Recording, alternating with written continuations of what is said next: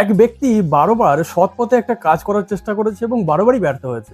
তারপর সে ভাবলো যে আমি এবার অসৎ পথে এই কাজটা করবো। যথারীতি 13 বারের বেলায় সে সেটা অসৎ পথে করলো এবং সাকসেস হলো। তখন সে ভাবলো 12 বার আমার সৎ পথে কাজ করে কি লাভ হলো, আমি একবার অসৎ পথে কাজটা করলাম এবং সেখানে আমি সাকসেস হয়ে গেলাম।